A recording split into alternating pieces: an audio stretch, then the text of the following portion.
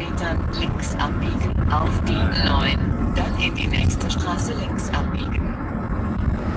Ja, meinst du? Wir sind hier in der Türkei unterwegs. Jetzt sind wir in Warnsdorf losgefahren und jetzt sind wir hier jetzt vor und die ganze Zeit haben wir jetzt 122 Mal auf Refresh gedrückt, ne? Beim Live, da hat uns immer wieder rausgeschmissen. Ich verstehe nicht, was los ist. Links abbiegen auf die 9, dann in die nächste Straße links abbiegen. Was mit diesem YouTube los ist, warum man kein Live mehr machen kann. Links abbiegen auf die 9, dann in die dritte Straße Aber hier rechts stinkt es nach abbiegen. verbrannten Reifen. Ich weiß das nicht so.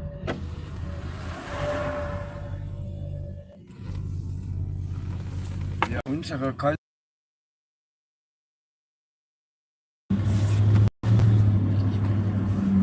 Ich rieche rein. Ja.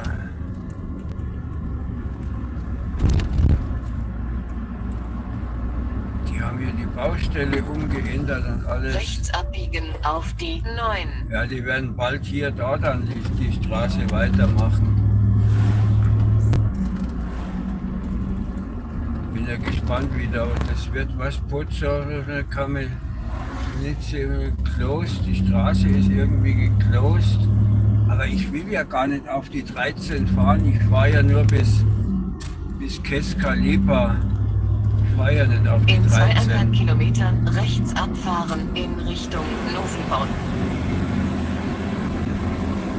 Also bis Keskalipa, ich fahre jetzt hier auf der 9 bis Keskalipa und die Sperrung ist ja erst auf der 13. Da fahre ich aber nicht hin. 13 Decin und Keskalipa nach Decin, da sind wir neulich gefahren. Das war glaube ich letzte Woche. Sind wir da gefahren noch auf der 13. Und diesmal ist die gesperrt. Ich kann mich, ja doch, da war eine Baustelle, da kann ich mich erinnern. Da habe ich eine Baustelle gesehen, da haben die jetzt wahrscheinlich, tun die da neu asphaltieren. Da ist das jetzt gesperrt. Aber was mich nervt, ist, dass ich jetzt eine halbe Stunde lang versucht habe, den Livestream aufzubauen und immer wieder Fehlermeldungen hatte. Und ich begreife nicht warum. Weil Empfang war ja da, anschauen konnten wir auch Videos, aber ich konnte nicht rein in der Live. In 1 Kilometer rechts abfahren in Richtung Novibor. Ja, und jetzt sind wir halt schon fast da. Ein paar Minuten, noch 10 Kilometer.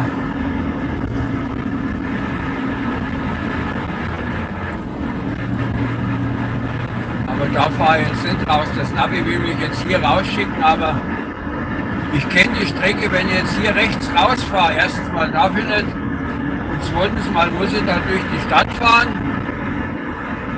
Und auf der anderen Seite stehe ich dann ewig an dem Stoppschild rum. Abfahren in Richtung Novibor.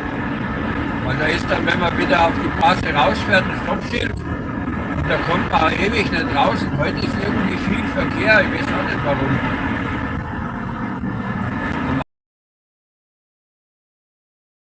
Es ist nicht so viel. Viele Lastwagen sind mir gerade eben entgegengekommen.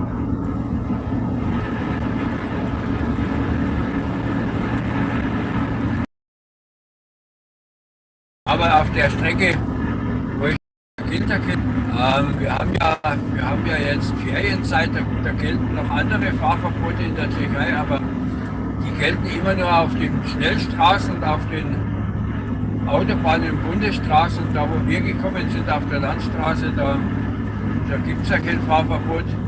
Zum Thema Fahrverbote in der Türkei habe ich ein eigenes Video gemacht. Das werde ich demnächst mal online stellen, wenn ich es fertig habe. Ganz fertig bin ich nicht damit, weil ich mache das ja nur nebenbei. Das ist nicht so einfach, wenn man den ganzen Tag beschäftigt ist und dann soll man sich noch hinsetzen vor der Computer und Videos bearbeiten.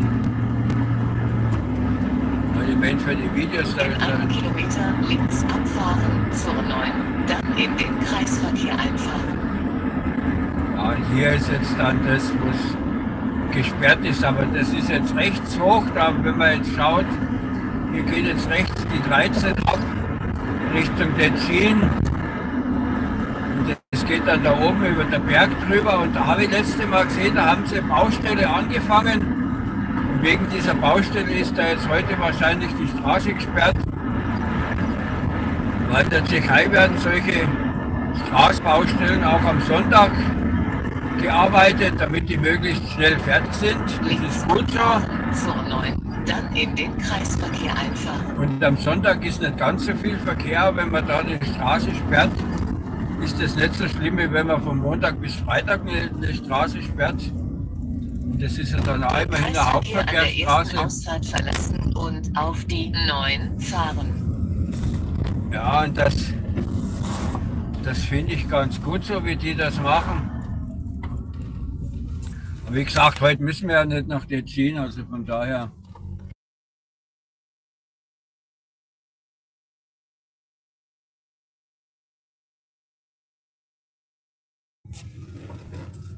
Ja, und jetzt haben wir hier natürlich alle, die hier nicht Richtung Tetschin fahren können, müssen jetzt da um den Kreisel rum und dann über die Umleitung fahren. Deshalb stehen wir jetzt hier ein bisschen im Stau. Ein Porsche Carrera.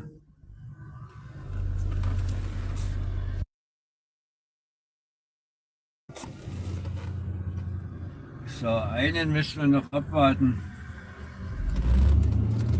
Aber das finde ich auch nicht gut, was der da macht mit seinem Klaufix da hinten dran. Der hat jetzt Holz drauf und kein Netz, nichts. Ne? Wenn der über eine Holperstrecke fährt, über ein Schlagloch oder so, dann springt das Holz raus. Und wer hinten dran fährt, der kriegt es in die Scheibe rein. Weil das springt dann ja hoch. Und das ist ja nicht so, dass das Stück Holz einfach nur runterfällt, sondern das fällt auf die Fahrbahn und springt dann hoch und der nächste kriegt es in die Scheibe rein. Nur weil der Trottel dann zu faul ist, ein Netz über der Schlaufix zu machen. Ja?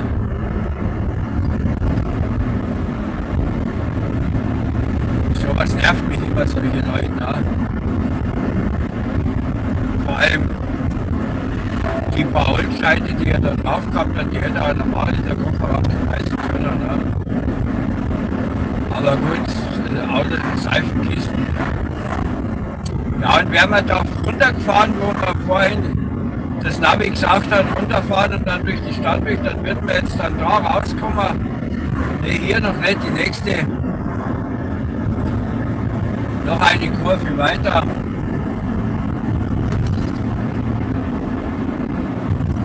Da ist dann, wenn man aus der Stadt rauskommt, ein Stoppschild und da steht man ewig, weil man sieht ja auch nicht viel wegen der Kurve da. Und deshalb fahre ich da nicht gern die Strecke, obwohl es zwar durch die Stadt schön ist, da sieht man ein bisschen was, aber erstens mal bin ich da schon ein paar Mal gefahren in der Stadt, da weiß ich, wie es dort aussieht. Ja, und ich habe halt da keinen Bock, dann hier da am Stoppschild zu stehen. Ne? Das kompliziert mich. Und außerdem, wenn ich da eh nicht durchfahren dürfen, da muss man da an der Polizeiwache vorbeifahren und vielleicht kommen die doch irgendwann mal auf die Idee, mich anzuhalten. Ne? Wissen kann man es ja nie. Ja, und das wäre jetzt hier links. Ne? Und man sieht ja, ich sehe jetzt hier kaum um die Kurve rum. Und wenn man dann da steht und da rausfahren will und man guckt nach links und rechts, ach, von links sieht man es noch eher, aber von rechts nicht wegen der Kurve. Ah, das ist schon besser, hier den Umweg zu fahren. Das ist ja nicht viel Umweg. Schneller oder langsamer sind wir da auch nicht, weil durch die Stadt ist es zwar kürzer, aber auf dem Umweg kann man zügiger voranfahren.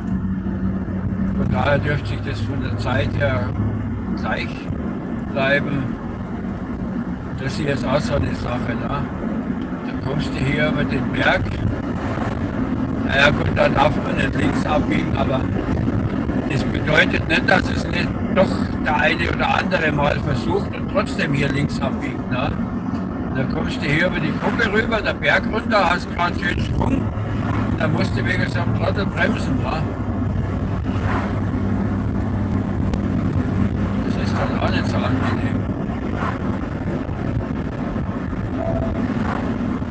Ja, was sagt uns die Temperatur? Haben wir halt draußen 20 Grad, obwohl es ein bisschen trüb aussieht, aber 20 Grad ist ganz in Ordnung, so wie es ist.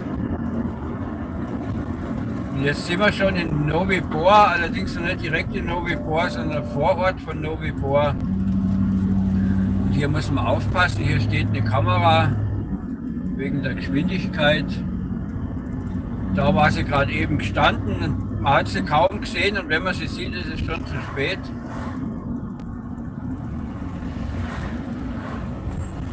Aber da ich ja hier öfter lang fahre, kenne ich die Strecke. Also das sind seltsame Busse, die hier rechts stehen. Da ist ja die Bushaltestelle, da war ein Schild, Zufahrt verboten, außer Busse. Ne?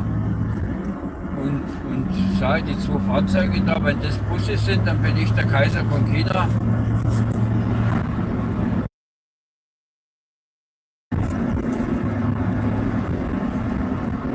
Wie man sieht, ist hier eine Kolonne in meiner Richtung, in der Gegenrichtung auch. Also hier ist richtig Betrieb, ja. Das liegt wahrscheinlich daran, dass die 13 gesperrt ist und jetzt alle hier die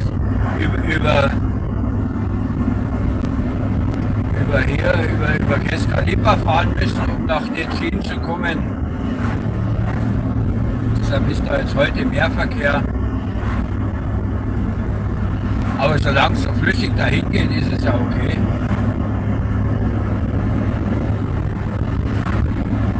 Schneller braucht es ja gar nicht vorangehen, weil ich bin eh schon am Limit.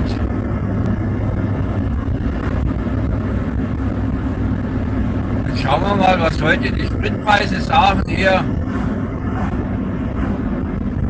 Diesel 32,90, Benzin 34,50. Natürlich in Kronen. Und vorhin habe ich an der Wechselstube gelesen, da stand dran, 23 Kronen gibt es heute für eine Teuerung. Also jetzt könnt ihr einen Rechner in die Hand nehmen und mal kalkulieren, wie teuer oder billiger Sprit ist. Ich schätze mal, es müsste so um die 1,35 sein, weil das ist halt der Preis zurzeit in Polen. Ich habe jetzt gestern getankt für 1,32 in Polen. Aber ich kriege es auch billiger, weil ich habe ja meine Karte, da meine Tankkarte, da habe ich noch ein paar Prozente.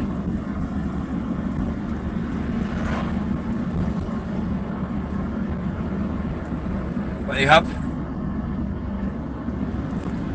der ausgeschriebene Preis in Polen waren gestern 5,87 fürs Benzin und ich habe für 5,70 getankt. Aber also 17 Groschen Rabatt bekommen über meine Tankkarte.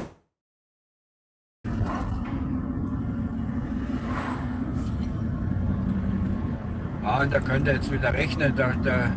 Der Swati war gestern bei 4,18. Oder der Teure zum Swati.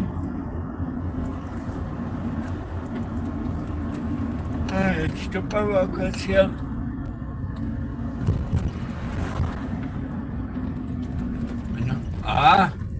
Kein Holländer, ein Tscheche mit dem Wohnwagen.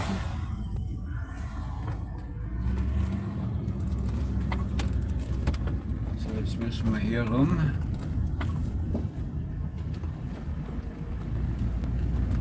Alles im Obi.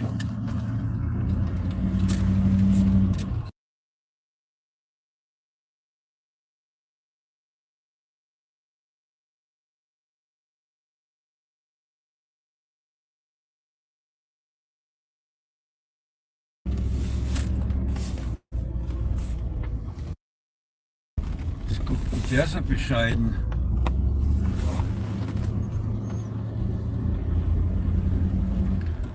Jetzt muss ich mir einen Platz suchen, wo ich nach vorne durchziehen kann. Ah, Mist, hier wäre einer gewesen, da habe ich jetzt nicht aufgepasst. Hier wäre auch einer.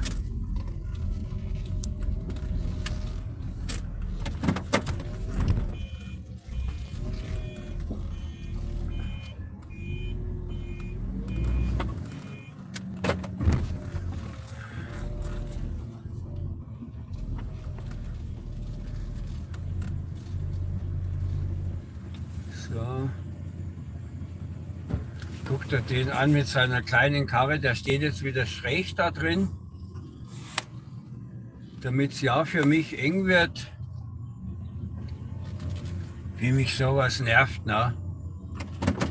Wenn der jetzt gerade reingefahren wäre, dann würde es passen.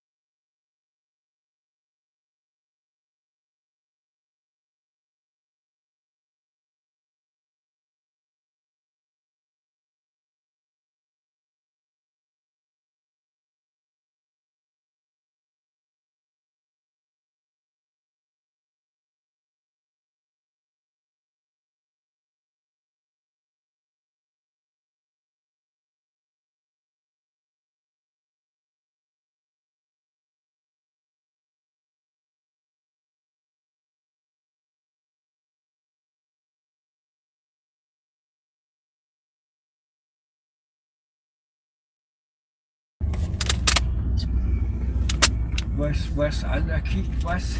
Ich verstehe jetzt gar nichts.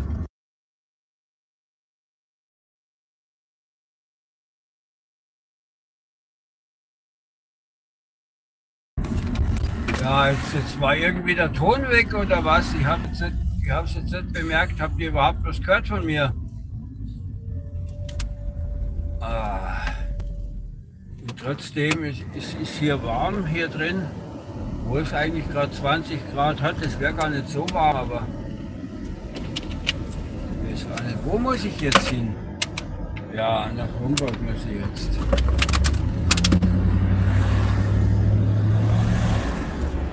Jetzt muss ich da vorne aufpassen, weil ich muss ja wieder durch die Stadt, oh, das schöne alte Motorrad da gerade eben.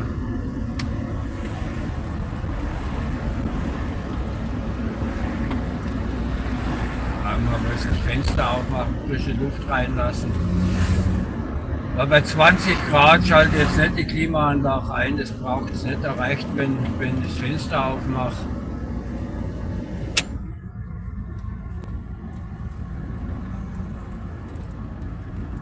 So, jetzt müssten wir da vorne rechts abbiegen.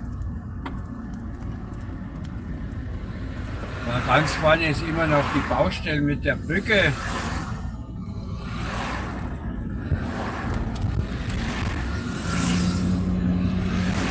Dann ziehen wir jetzt hier rein.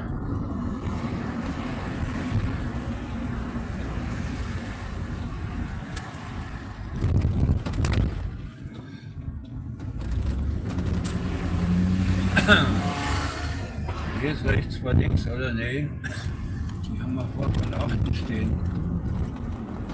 Aber wo war bei mir dann das Vorfahrtsschild?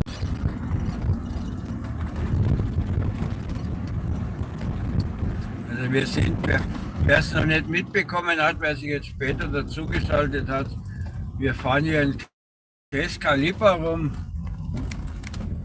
Ich glaube auf Deutsch heißt es Laibach oder so, bin mir jetzt aber nicht sicher.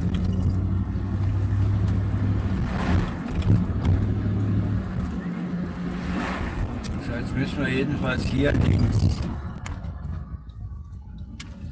Auch wenn da nichts mehr steht, aber ich habe jetzt gar kein Umleitungsschild mehr gesehen. Ist die Baustelle da vorne vielleicht sogar schon fertig? Kann das sein?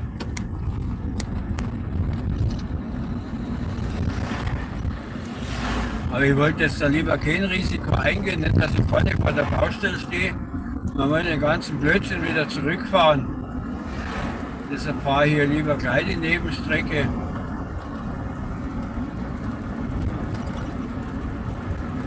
Ich werde jetzt gleich sehen, ob hier an dem Kreisel die Schilder noch stehen.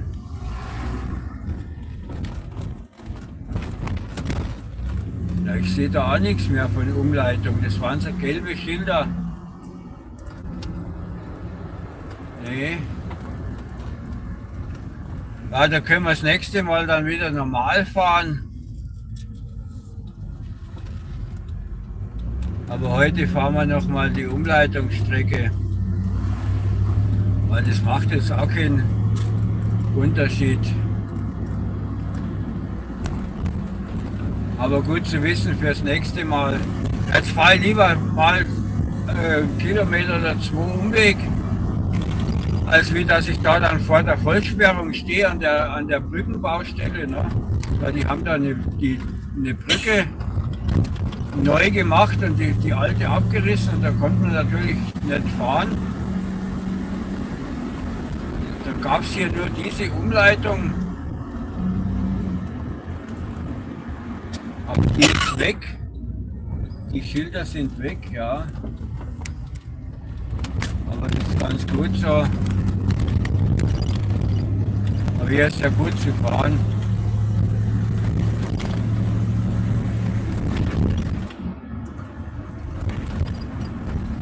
Aber da waren die dann doch relativ schnell fertig mit einer neuen Brücke. Ne? Die alte abreißen, neue Brücke hinbauen, die Anschlüsse wieder machen, zack, zack.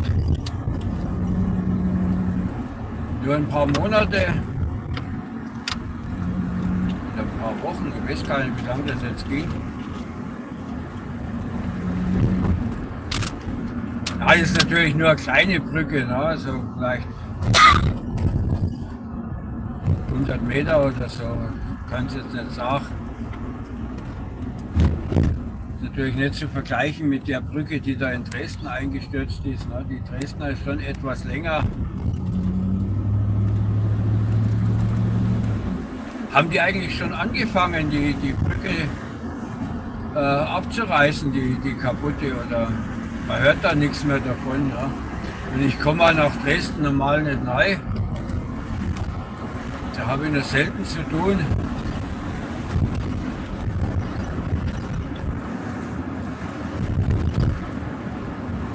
Und da bin ich da jetzt völlig uninformiert. Detschinska, jetzt muss ich mal schauen, hier muss ich jetzt rechts abbiegen. Und jetzt schauen wir mal da vorne weiter. Hier da vorne sehe ich nichts mehr mit Sperrung, aber hier haben sie jetzt noch eine neue Baustelle. Aber okay. Das ist ja einspurig, da geht es ja noch.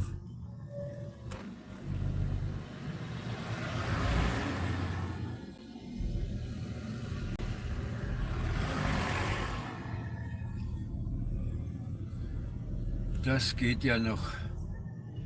Und ich weiß nicht, ob ich es jetzt sehe im Bildschirm da rechts, unterhalb dem Vorfahrtszeichen. Hier ist also der dicke Strich geradeaus. Diese Zusatzschilder gibt es bei uns ja nur bei Abknicken der Vorfahrt, aber in der Tschechei hat man das an jeder Kreuzung, wird da gezeigt, wie die Vorfahrtsstraße verläuft, selbst wenn sie geradeaus geht, dann hast du halt geradeaus den dicken Strich.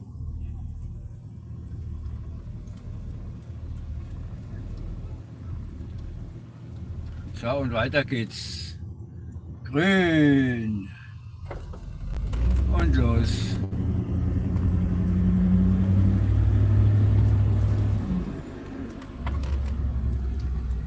Was machen die hier? Irgendwelche Kanalarbeiten. Irgendwelche Leitungen verlegt.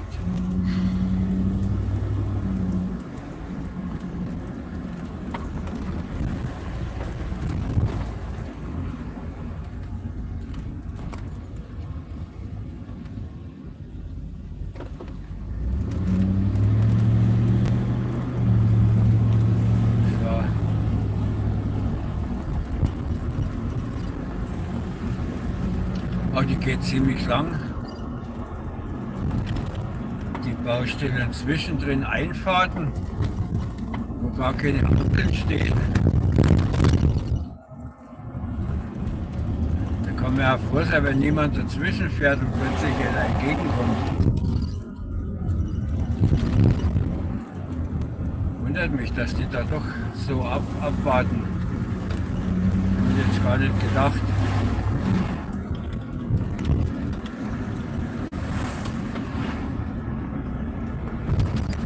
Und hier sind wir wieder auf meiner Lieblingsstrecke von Keska-Lipa Richtung Coburg.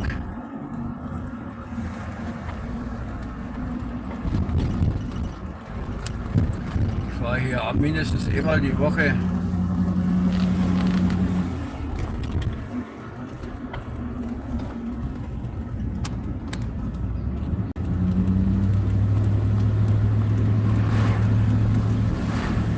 Ja, und jetzt habe ich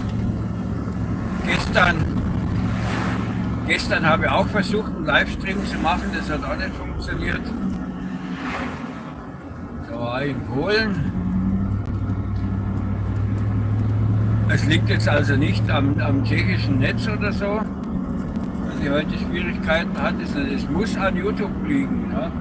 Weil ich hatte neulich, das war gestern Nachmittag, war ich ja dann zu Hause und dann habe ich es probiert von zu Hause, weil man gedacht hat, ja, vielleicht liegt es an der Verbindung. Ne? Dann habe ich mich über WLAN eingewählt, aber im Haus habe ich ja WLAN und da bin ich trotzdem nicht dazu gekommen, einen Livestream hochzuladen. Ne? Da habe ich es bleiben lassen. Ich habe aber dann die Gelegenheit genutzt und habe den Video gemacht für Fahrverbote in Polen. Das heißt, den Video habe ich unterwegs schon aufgesprochen und habe den aber bearbeitet noch am Computer. Weil ich werde ja immer wieder angesprochen, weil ich fahre hier ja regelmäßig zwischen Polen, Tschechei und Deutschland hin und her. Wegen Sonntagsfahrverboten fragt man mich da immer, wie ist denn das da? Und habe jetzt mal separate Videos dazu gemacht. Einmal für Fahrverbote in Polen und einmal für Tschechei.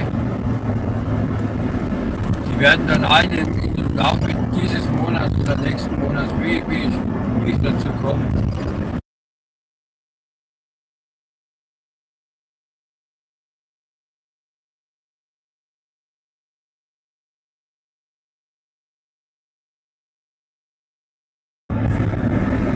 Ja, ich begrüße alle neu dazugekommenen jetzt, die ab jetzt erst mitfahren. Wenn ihr es noch nicht wisst, wo wir unterwegs sind. Wir waren jetzt in Teschka Lipa und fahren jetzt Richtung Rumburg.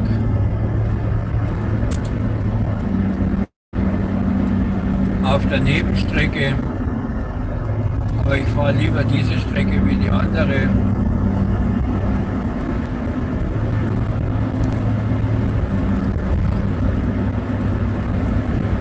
Jetzt muss ich mal kurz einen Schluck trinken, weil ich kriege schon wieder so einen trockenen Mund.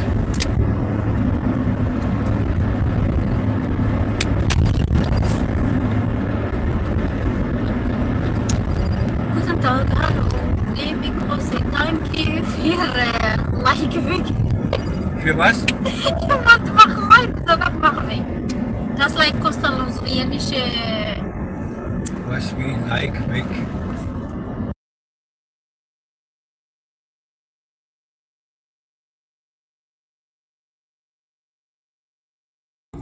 Ja, ich kann während der Fahrt jetzt schlecht Kommentare lesen, Hier. weil da muss ich mich aufs Fahren konzentrieren. Und hier ist wieder so eine Verkehrsüberwachungskamera. Aber jetzt die mit der Geschwindigkeitsanzeige da gekoppelt ist, das habe ich jetzt keine Ahnung, ob die das sehen. Ich habe da gerade eben den Radfahrer überholt, oder? Ne, das war ein anderer. Ne? Sehen und nicht, ob von vorne jemand kommt. Ne? Ich kann jetzt hier nicht, sehe ich was oder sehe ich nichts? Guten Ah, Tag. jetzt. Ja, guten Tag, Lukas. So. Ja, mit durchgezogenen Linien nehmen Sie die Tschechen auch nicht so genau. Der hinter mir stand auch schon an der Stoßstange. Fällt mir richtig auf, wenn man sich da an solche Linien hält. Was wollte ich jetzt eigentlich sagen? Jetzt war ich wieder weg. Jetzt bin ich wieder rausgekommen.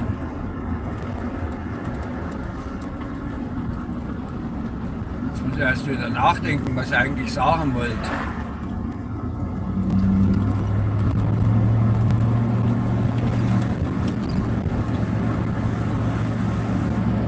Ja, mit den Videos, die ich gemacht habe über die Fahrverbote. Die werde ich also jetzt demnächst noch zusammenschneiden und dann gehen die nächsten Wochen online. Und mir ist aufgefallen, ach ja, das ist mir dabei eingefallen, mir ist aufgefallen, dass die meisten Leute, die bei mir zuschauen, ohne Abo zuschauen, ne? Drückt doch gleich jetzt mal auf den Abo-Knopf da unten unterhalb vom Video, weil das ist für den Algorithmus wichtig und kosten tut es euch ja nichts. Ja, und jetzt haben wir hier wieder so eine Kamera oben drüber über der Verkehrsanzeige ist die Kamera. Ich weiß nicht, ob die jetzt da ständig jemand überwacht. Ob da jemand an einem Bildschirm sitzt irgendwo und das abliest, wie schnell man hier in die Ortschaft reinfährt oder so, aber ich kann es mir irgendwie nicht vorstellen.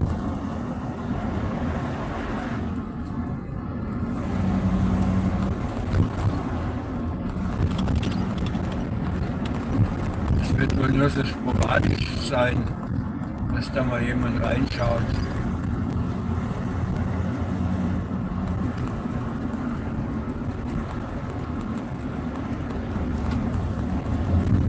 Ich hab.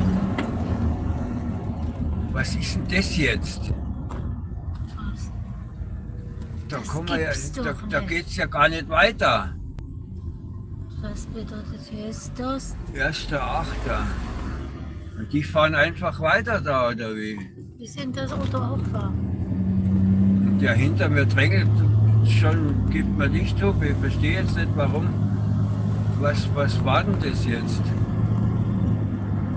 Warum ist jetzt hier, da ist nur die Brücke gesperrt hier, also das muss man jetzt nicht verstehen. Das wird vielleicht sein, dass die da Baustelle einrichten dann. Dass die Brücke vielleicht neu machen dann am Montag. Also das war ja jetzt kurios, ne? Ich habe da zuvor gar kein Schild gesehen, dass mich da irgendwie darauf hinweisen wird, ne? Weil dass die 13 gesperrt ist, das habe ich ja gelesen, aber das von hier war ja jetzt nichts ausgeschildert. Das musst du jetzt erstmal checken, ne? Dass das nicht die ganze Strecke war, sondern nur jetzt die 20 Meter da. Also wenn der andere da jetzt nicht reingefahren wäre, dann hätte ich wahrscheinlich umgedreht, ne? Ich weiß da noch eine zweite, da hätte ich aber wieder ganz zurück Richtung Keschkaliba zurückfahren müssen und dann eine kleine Umleitung, ne? Eine kleine Nebenstrecke fahren. Da kommt man dann da vorne im Wald raus, aber das wäre halt jetzt ein Umweg gewesen. Aber das heißt, ich muss mir das jetzt für die nächste Woche, wenn ich hier lang fahre, merken, weil wenn die da am Montag da die Brücke abreißen oder was die da machen. Weil da stand jetzt nicht dran, wie lang die Straße da gesperrt ist. Da war jetzt nur ab 1.8., ne? Aber nicht von bis. Ja, da werde ich, wenn ich nächste Woche doch hier lang fahre, dann doch die Nebenstrecke benutzen und dann erst übernächste Woche wieder probieren, weil länger wie 2 Wochen dürften die da nicht brauchen für so ein kleines Brückchen.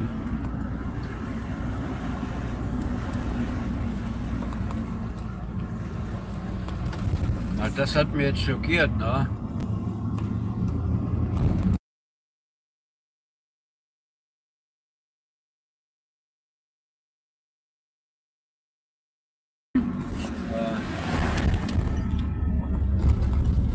Ja, da kommt eine alte Feuerwehr. Ja. Ein Skoda, ein Liasch. Ja, Liasch oder Skoda sind ja dieselben.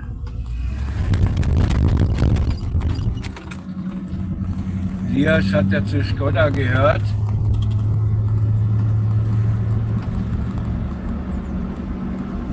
Und der ist mit Polizeibegleitung gefahren.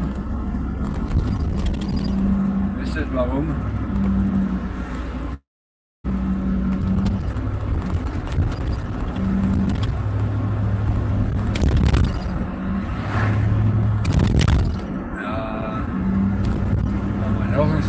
Und die Ortschaft, wo wir jetzt hier gerade waren, ist Horny Police.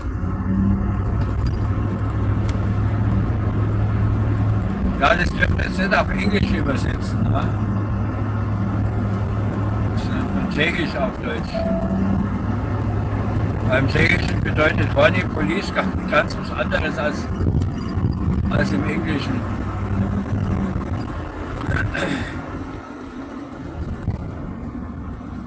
Da ist nämlich dieses Horny Police, das heißt nichts anderes als Oberpolice. Ne? Ja, und der Diesel kostet jetzt 32,50 und der Benzin 33,90. Und gleich beginnt es zu regnen, vermutlich mal, weil da oben sehe ich die schwarze Wolke.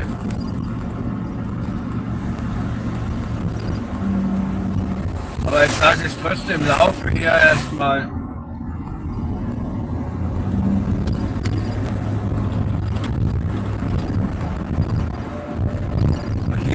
war immer so ein alter Militärlaster gestanden, der war jetzt leider auch weg oder haben die den jetzt verschrottet oder restauriert, steht er irgendwo im Museum, keine Ahnung.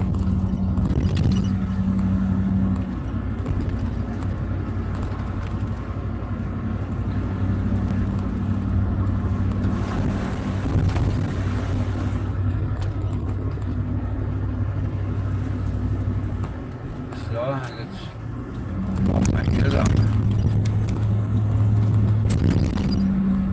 Oh, ein alter W126.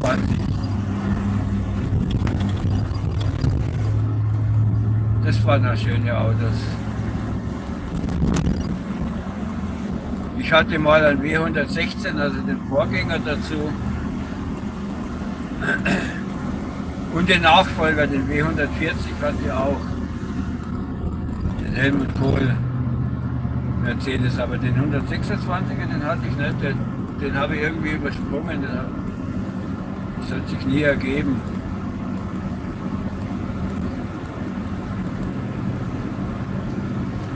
Aber mir kratzt der Hals, das gibt es ja gar nicht.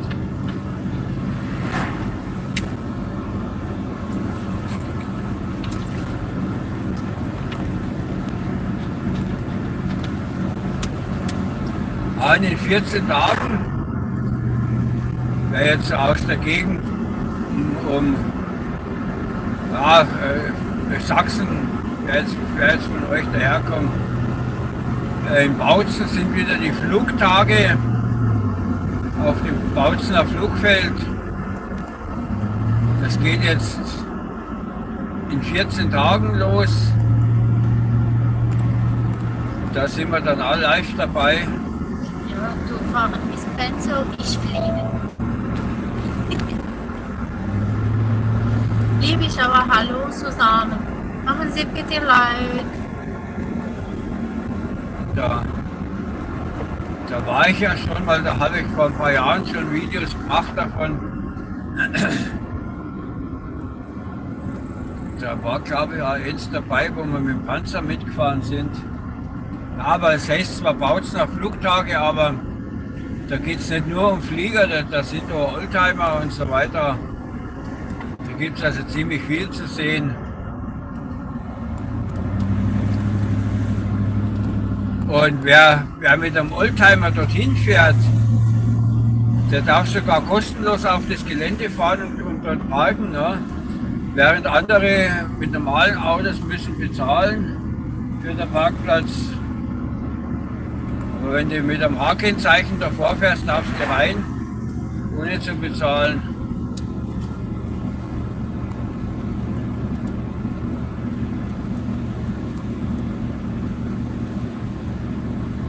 Das geht jetzt dann in 14 Tagen los. Ich weiß gar nicht, was ist nächste Woche? Nächste Woche ist auch irgendwas. Und heute ist in Sinsheim ein USK-Treffen, ne? Aber Sinsheim, das ist mir jetzt zu weit zu fahren gewesen. Ne? Weil da fahre ich ja von Skorschen, jetzt fahre ich ja den ganzen Tag hin und wieder den ganzen Tag zurück. Und da hätte ich quasi nur Samstagabends dort bleiben können und dann Sonntag so wieder zurück. Das war einfach zu viel, da so eine weite Strecke zu fahren. Das wäre interessant gewesen, wenn ich das irgendwie mit dem Urlaub hätte verknüpfen können, dass ich da dann Freitag anfahre oder Samstag und dann noch ein paar Tage Urlaub dranhänge, aber das geht gerade nicht.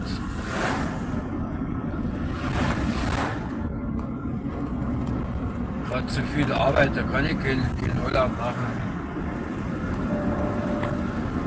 Oh ja, hier muss man aufpassen.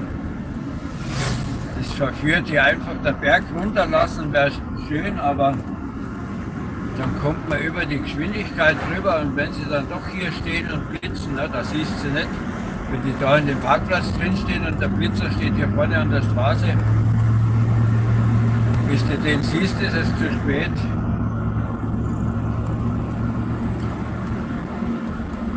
Was machen die da alle im Wald?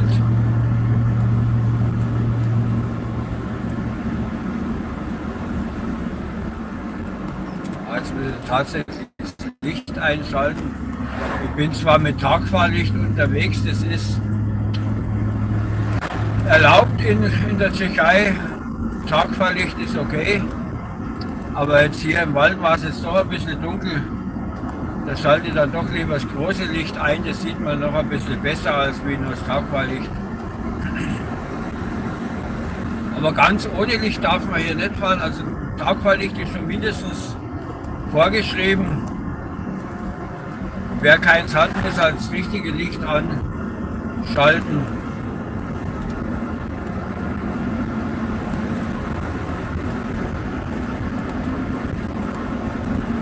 Und ursprünglich hatte mein Truck hier auch kein Tagfahrlicht, das habe ich aber selbst nachgerüstet.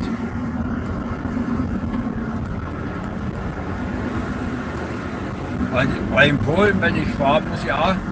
Und da, wo der jetzt rauskommt, da ist die Nebenstrecke, von der ich vorhin gesprochen habe, die ich dann da fahren kann. Da kommt man dann da raus. Wer von euch jetzt schon so lange dabei ist, jetzt heute, um das gehört zu haben, wo ich das gesagt habe, das wäre also hier jetzt die Nebenstrecke gewesen.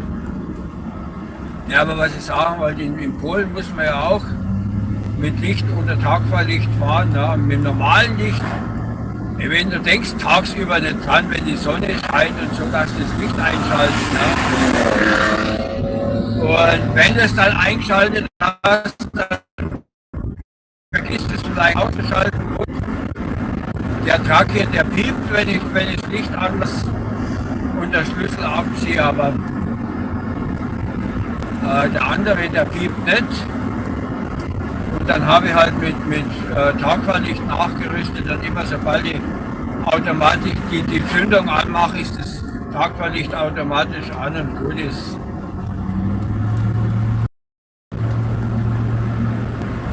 Ja, was ist hier? In der Mitte ist die Farbe ausgegangen oder warum ist da keine Markierung? Ich habe ein kurzes Stück die Markierung vergessen.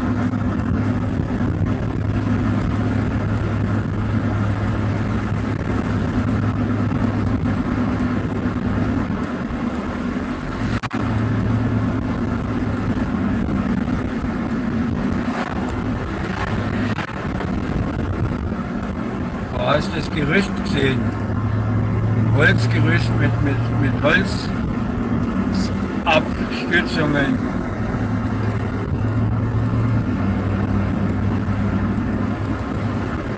Ziemliche abenteuerliche Konstruktion.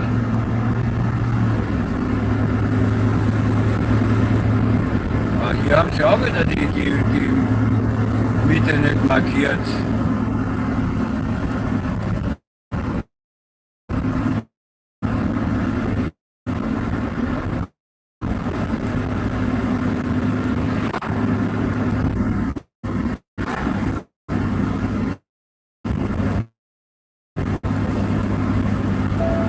Warum sie die jetzt hier nicht gemacht haben. Ich sehe ja auch keine Baustellenmarkierung, weil normalerweise hast du dann so kleine Punkte, wo als Hilfslinien, wo die dann die nachziehen, aber ich sehe hier gar nichts.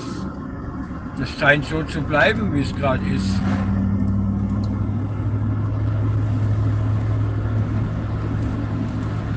Müssen wohl sparen oder wie?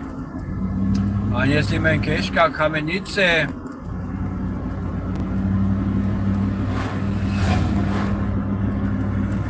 Da oben auf dem Berg ist eine Burg auf dem Berg. Da war er auch schon oben. Gibt es ein Video davon. Der Sightseeing-Playlist. Wen das interessieren sollte, konnte ja mal nachschauen.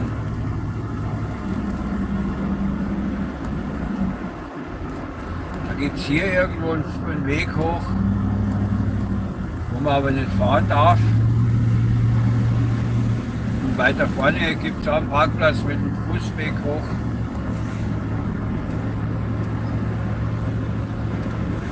Ah, das war ganz schön da oben.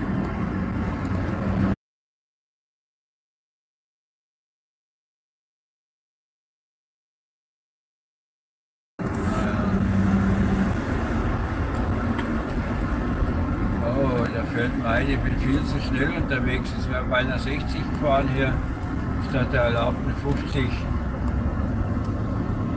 Das muss man auch nicht gerade riskieren.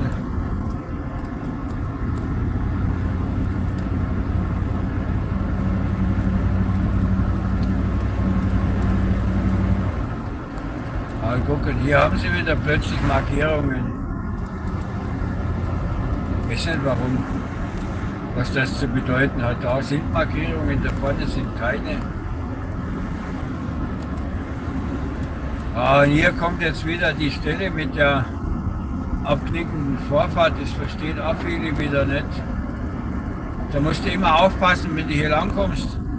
Die von links, die ballern da geradeaus durch, weil sie denken, sie hätten Vorfahrt.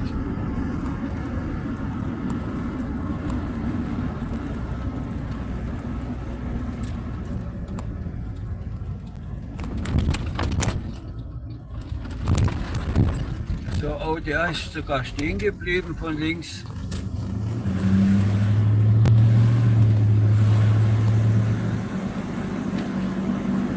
Ja, und da geradeaus, hier, da geht es vor, da wo das rote Auto steht, da ist der Parkplatz für die Burg. Da kommen wir dann zur Burg hoch. Wenn da voll ist, muss man halt hier am Rand parken, da waren jetzt auch ein paar Plätze. Oder beim Lidl hier vorne. Aber da muss man halt auch noch mehr laufen. Ne? Und das zieht sich schon ganz schön. Das geht schon richtig steil da der Berg hoch. Ne? Wenn das ist ein breiter Weg bis ein Stück geht man auch auf der Wiese. Ne? Und das ist ganz angenehm da zu laufen. Nur das letzte Stück dann zur Burg hoch. Ja, da gibt es auch verschiedene Wege, den der ein bisschen felsiger und steiler ist, der natürlich schöner, interessanter ist. Es gibt da den breiteren Weg außenrum, da muss man ein bisschen weiterlaufen. Ja, und jetzt da sind wir jetzt beim Penny. Da vorne geht es dann nach Rumburg, geradeaus weiter rechts. Da sind wir das letzte Mal gefahren.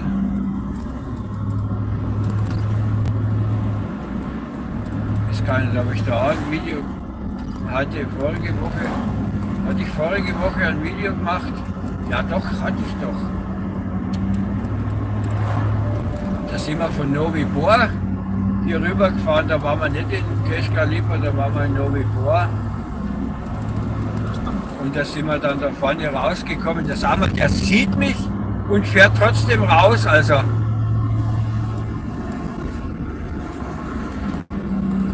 der hat dann immer alle Tassen im Schrank.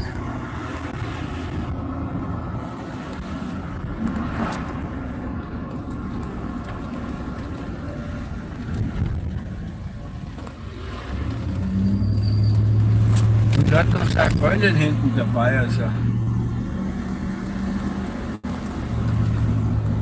wird sich auch bedanken, wenn er sich so in Gefahr bringt.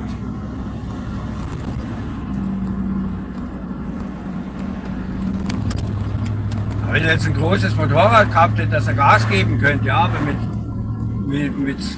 mit seiner Nuckelpinne, da kommt er auch nicht vom Fleck.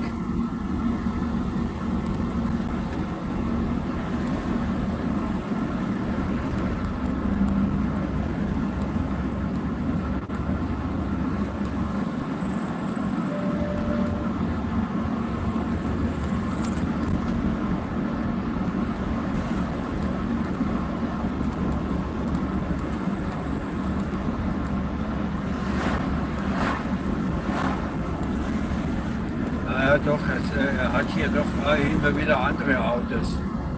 Ich wollte schon sagen, der verkauft keine Autos, weil die da immer voll stehen, aber ein paar, wo ich sonst immer gesehen habe, sind jetzt weg. Die stehen da nicht mehr da rechts, wo die vielen Autos waren. Das ist ein Händler, Rauchthändler, so ein Privathändler. Das nebenbei noch mitmacht.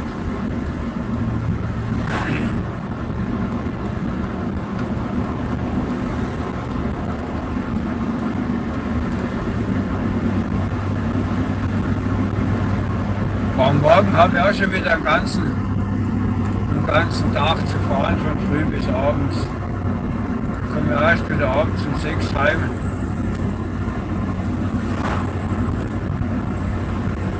Ja, dafür mache ich am Mittwoch. Mittwoch früh kann ich ausschlafen.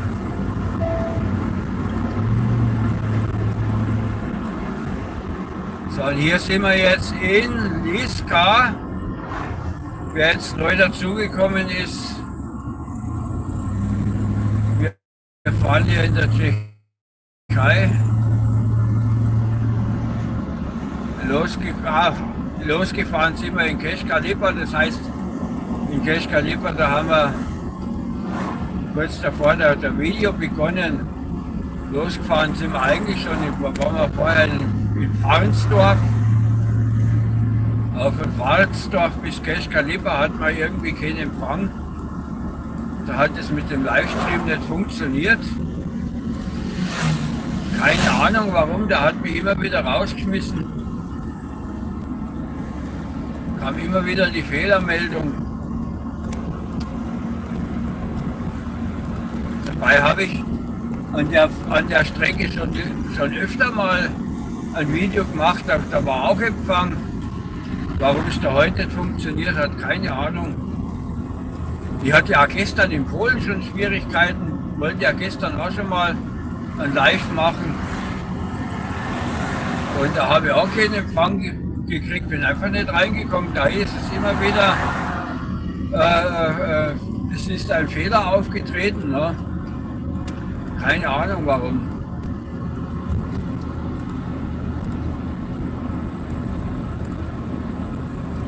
Ja, jetzt werden wir dann gleich nass, so wie die Wolke da vorne aussieht. Kommt da gleich was runter.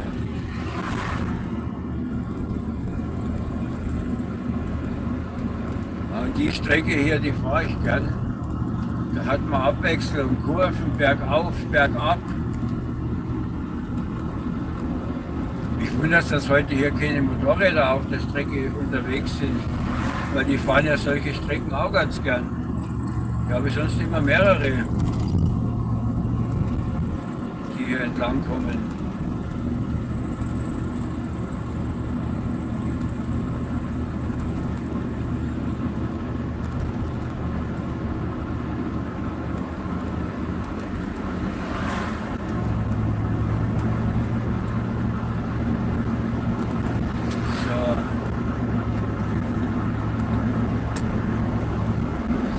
Die haben das hier alles neu gebaut, erst die letzten paar Jahre.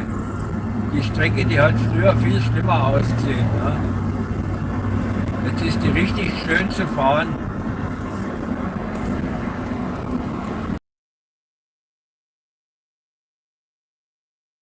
Was?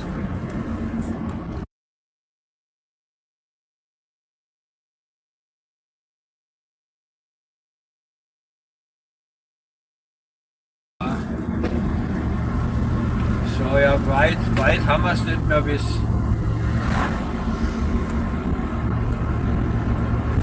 Hallo zusammen, machen Sie bitte Like. Danke. Liebe Grüße.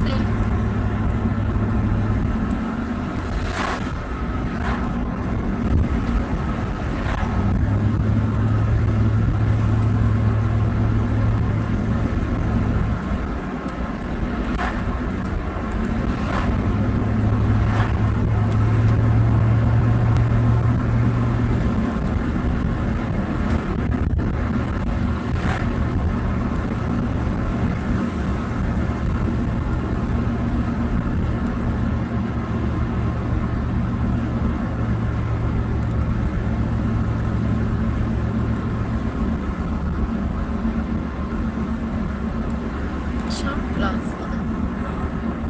Schauort.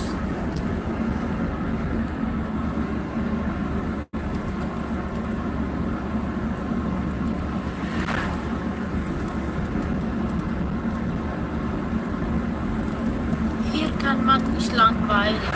Alles grün, Wald, die Welt, die Natur, sehr schön.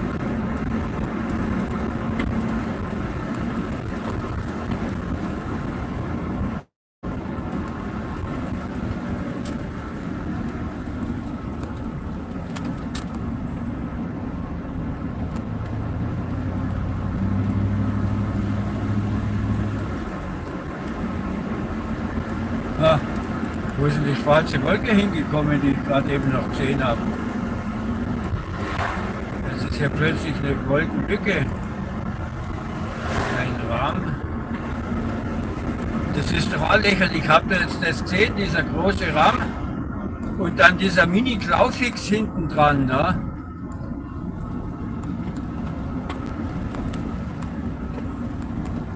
Wozu braucht er so einen Klaufix da hinten dran?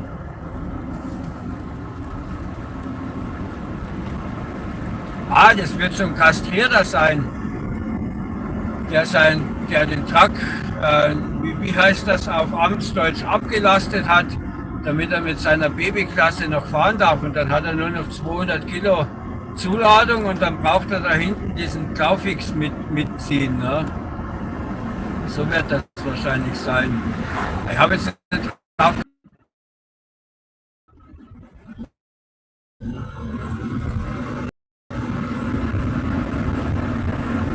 Ich gehe von meinem Auto hier aus, von meinem Truck.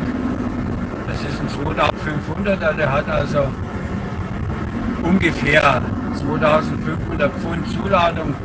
Ganz stimmt es natürlich nicht, es kommt immer auch drauf an, wie die Konfiguration ist.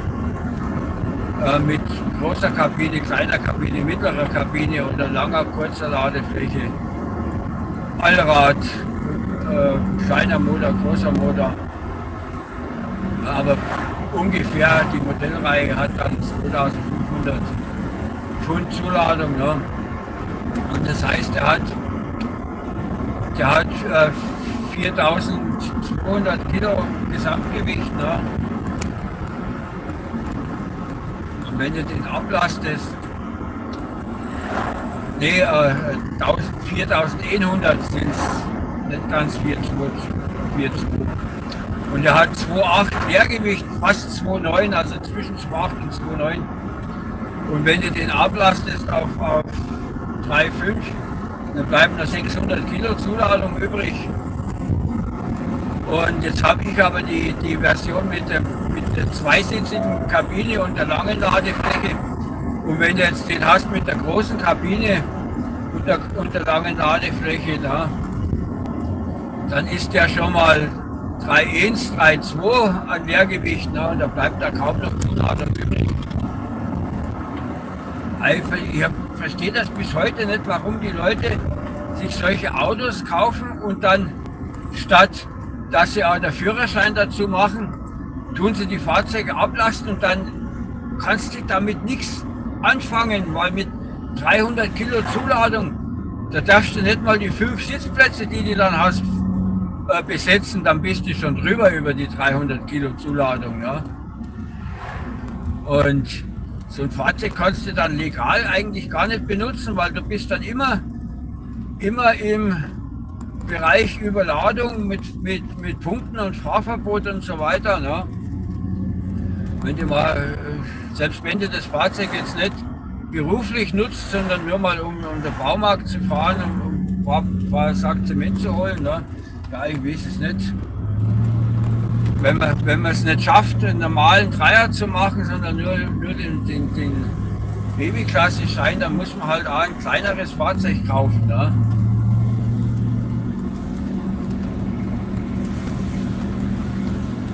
Ja, und da muss man halt, also entweder kauft man sich ein Fahrzeug, was zum Führerschein passt, oder man macht einen Führerschein, der zum Auto passt, ne? Zum Fahrzeug passt. Ne? Aber dieses Ablasten, das geht mir so auf die Nerven. Ne? Das geht mir auf die Nerven, weil wenn ich dann mal einen gebrauchten Truck suche, dann kriegt man nichts, nur sinnloses Zeug, wo du nicht benutzen kannst. Ne? Weil meiner hat jetzt auch schon 430.000 runter. Ne? Da muss ich dann schon mal dran denken, dass ich den irgendwann mal ersetzen muss. Ne? Gut, man sagt zwar immer, das ist der Everlasting Truck, ne? Der geht so schnell nicht kaputt. Ne? Und ich habe auch kaum Rost dran, also ein bisschen Flugrost manchmal. Ne? So, wenn ich nach dem Winter tue ich dann immer der Unterboden machen, richtig abdampfen. Ne? den ganzen Schmutz weg vom Winter und dann neu versiegeln, ne? Neue Unterbodenschutz machen, damit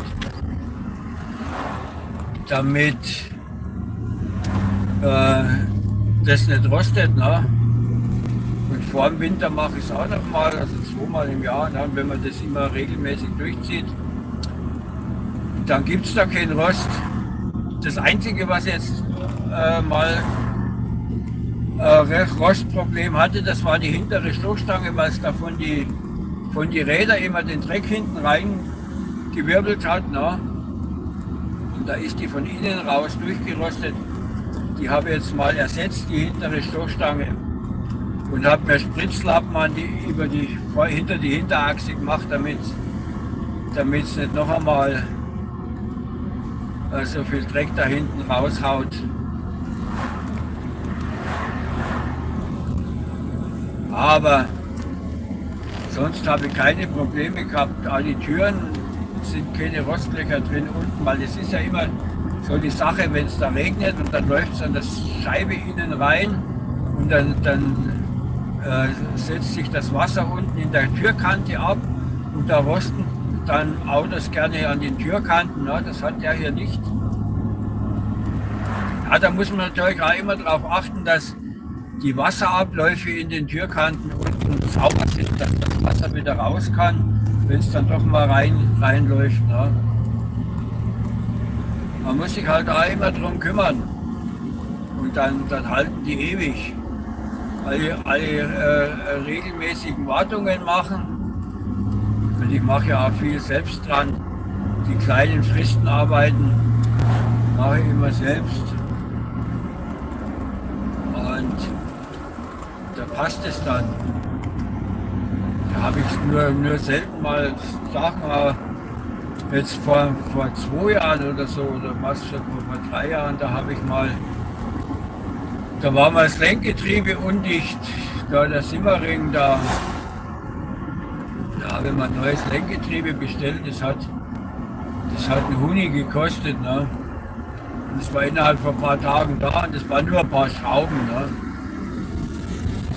Das einzige Problem, was ich habe beim Zusammenstecken von der Lenksäule nicht aufgepasst und jetzt steht das Lenkrad bei der gerade Ausfahrt leicht schräg, also ich müsste das nochmal zerlegen und nochmal um einen Zahn weiter nach rechts drehen, aber das habe ich jetzt seit 2 Jahren schiebe ich das auf und weil ich immer, weil das an die Schraube da unten ranzukommen, da muss man unterhalb der Lenkpumpe, so unterhalb der Servopumpe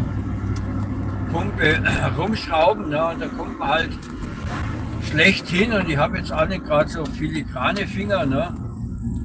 Und deshalb habe ich das immer aufgeschoben.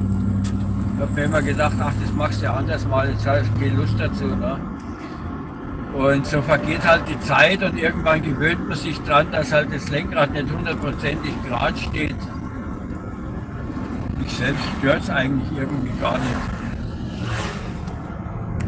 Aber ich habe schon andere Leute, die zu mir gesagt haben, ja, warum machst du das nicht? Ne? Das sieht ja blöd aus, wenn es nicht ganz gerade ist. Wenn es jetzt richtig schräg wäre, aber das ist minimal, das sind 2 Finger breit, wo das Unterschied ist zwischen links und rechts. Ja, da stelle ich mir nicht eine Stunde hin, schraube da dran rum.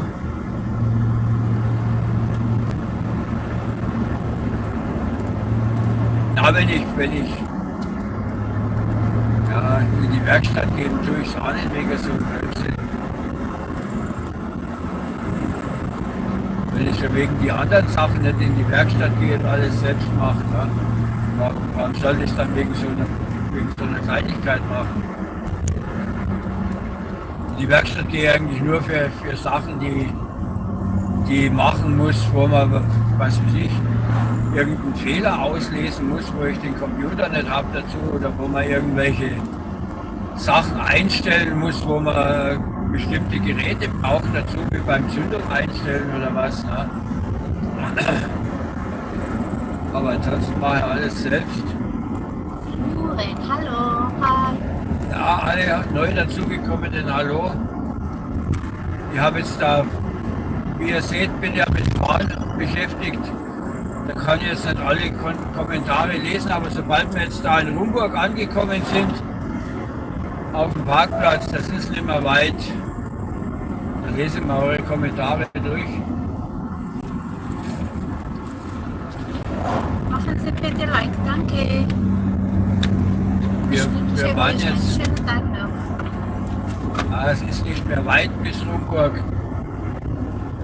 Wir fahren in der Tschechei. Wer es nicht kennt hier, oder wer jetzt erst neu eingeschaltet hat, gestartet haben wir das Video in Keschka Lipa. Jetzt fahren wir hier nach Rumburg.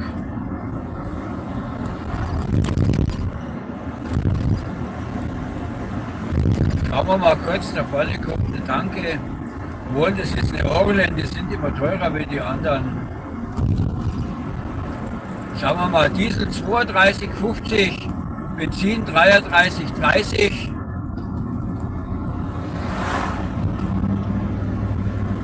Und der Tageskurs waren 23 Kronen für einen Euro.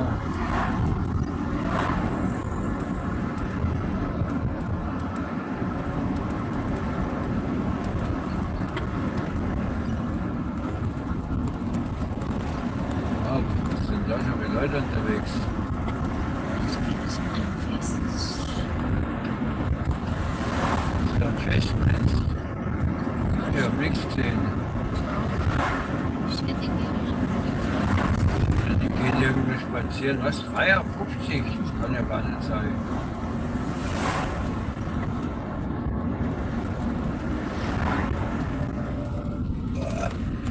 Ja.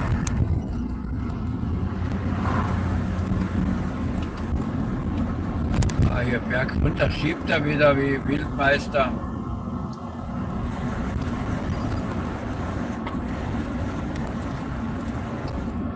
Ja, und ich fahre hier einen Benziner und der hat keine Motorbremse. Diesel hätte ja Motorbremse, aber die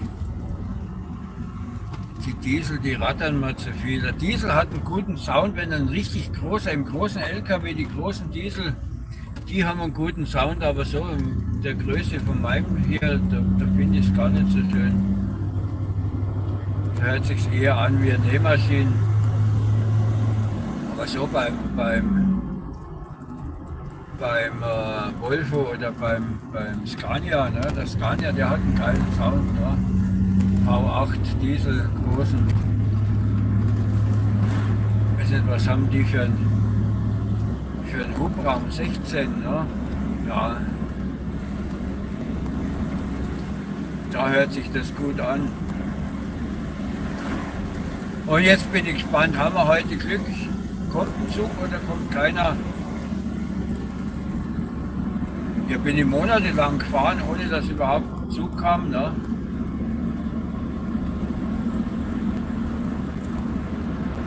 Na, heute kommt auch keiner.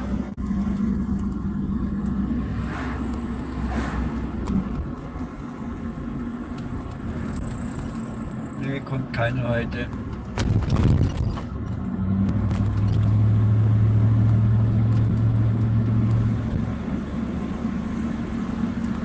Ja, gleich sind wir da. Rumburg voraus. Zeigt mal an hier mein GPS. Und die Straße heißt Rumburska, wo wir hier lang fahren. Das ist also jetzt gleich, jetzt geht es nochmal den Berg runter. Und dann müssen wir nochmal abbiegen und dann sind wir gleich da.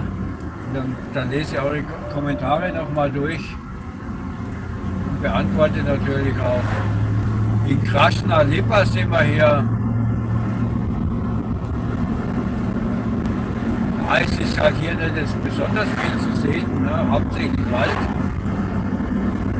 Immer wieder Wald. Aber wir fahren ja hier auf Nebenstrecke, da ist ja nicht viel Verkehr. Aber vorhin sind wir ja über die 9 gekommen. Und da war ja richtig eine Kolonne.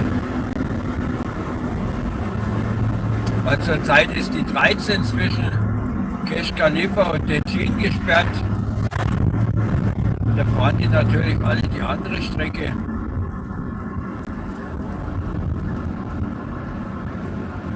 Da tun die neu asphaltieren. Ja, und die arbeiten auch am Sonntag bei solchen Straßenbaustellen. Das finde ich ganz gut, wie die das hier machen, dass da am Sonntag durchgearbeitet wird. Da sind die schneller fertig. Ja, die Arbeiter, die kriegen natürlich auch mehr Geld, wenn sie am Sonntag arbeiten. Das ist schon klar, ne?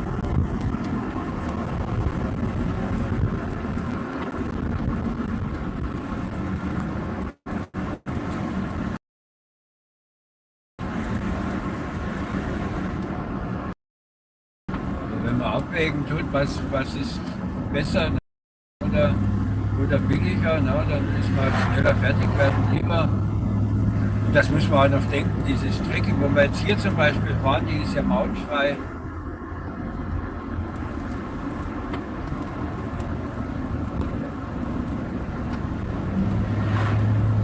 Mautstrecken erkennt man immer an dem, das ist so ein rundes kleines Schildchen oder ein Symbol in einem Schild. Das ist orange mit schwarzem Rand und einem schwarzen M in der Mitte. Und das ist dann eine mautpflichtige Strecke. Und hier nach diesem Umspannwerk müssen wir rechts abbiegen, da geht es nach Rumburg. Ja, links geht es auch nach Rumburg, aber durchs Wohngebiet durch. Da darf ich eh nicht fahren. Und ich habe es mal ausprobiert, also das ist auch nicht praktisch da zu fahren. Wie gesagt, es geht durchs Wohngebiet. Da ist es besser hier zu fahren, vor allem weil ich ja jetzt da vorne gleich nach dem nächsten Kreisel, wenn es runter geht, gleich links rein will. Und da wäre das hier die kürzere Variante, wenn ich hier rumfahre.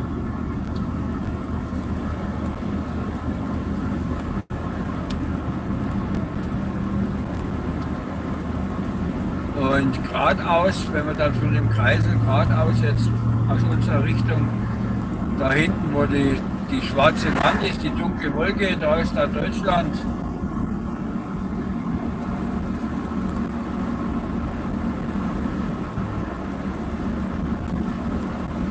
Und auf der Bundesstraße, da wo es nach Deutschland reingeht, da steht auch die Grenzkontrolle, das habe ich auch gesehen.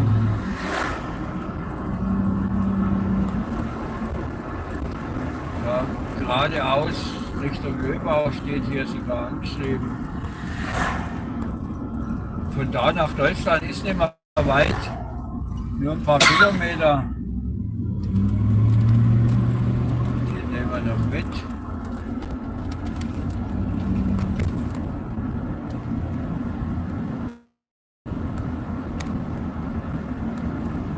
Wir müssen jetzt aber hier nach Rumburg rein. Und ich fahre dann über Schirikow weiter, aber da beende ich dann jetzt hier gleich den, weil jetzt muss ich noch was erledigen.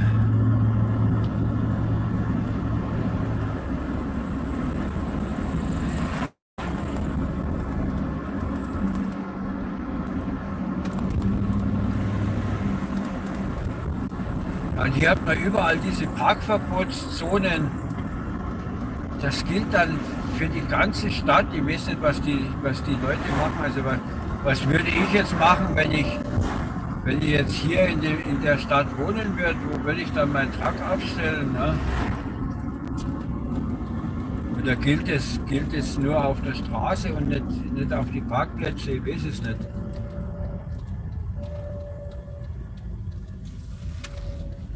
Jetzt fahre ich ja hier auf den Parkplatz rein.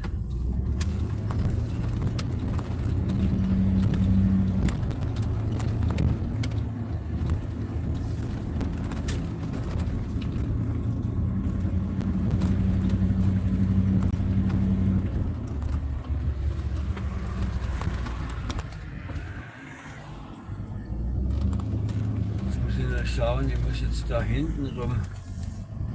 Wenn ich hier vorne in dem Weg stehe. Ah, stellen wir uns zu dem anderen Transporter da dazu. Da passt es.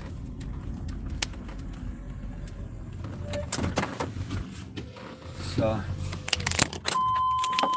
Ja, das Licht, das habe ich vorhin gesagt, der piept, wenn ich das Licht anhabe und die Zündung ausmache. So, dann schauen wir mal, was ihr alles Schönes geschrieben habt. Mal kurz lesen.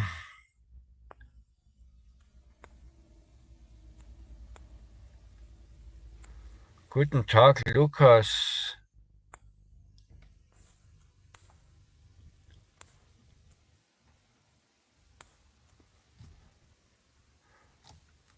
Evelyn Kunze, hallo.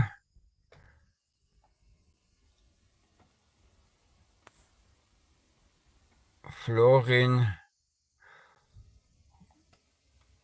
Cordonaso, hallo, hallo, hallo. Und jetzt muss ich mir schon wieder verabschieden von euch, weil ich habe jetzt noch was zu tun.